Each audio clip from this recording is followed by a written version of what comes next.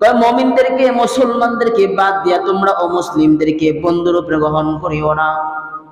এই বান্দা, তোমরা যদি বন্ধু বানাইতে চাও তাহলে তোমরা মুসলমানদেরকে বন্ধু বানাও। আজকালকার আমরা আমাদের জিন্দেগির মধ্যে যদি তাকানো হয় তাহলে দেখা যায় আমরা বিধর্মী যারা আছে, কাফের বেদিন যারা আছে, এদেরকে আমরা আমাদের জিন্দেগির মধ্যে বন্ধু বানাই। কথা বলেন ঠিক কিনা? আমরা আমাদের জিন্দেগির মধ্যে কাফেরদেরকে বন্ধু বানাই, কিন্তু রব বলেন তোমরা কাফেরদেরকে বন্ধু বানাইও না। কারণ একজন কাফের একজন মুসলমানের বন্ধু হতে পারে না।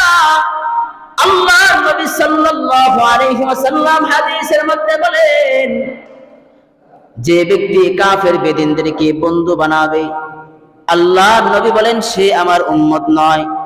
আল্লাহর নবী বলেন যে বান্দা কাফের বেদিন মুশরিকদেরকে বন্ধু বানাবে, ইহুদি নাসারাদেরকে বন্ধু বানাবে, আল্লাহর নবী সাল্লাল্লাহু আলাইহি ওয়াসাল্লাম বলেন ওই বান্দা ওই মুসলমান আমার উম্মত না।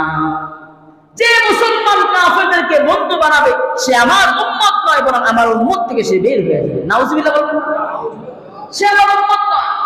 আর আল্লাহ রাব্বুল আলামিন কোরআনের আয়াত নাযিল করে জানায় দেয় যে তোমরা কাফেরদেরকে বন্ধু বানাও না, কাফেরদেরকে বন্ধু বানাও না। এজন্য আল্লাহর নবী বলেন, যার সাথে যার মুহাব্বত বেশি হবে,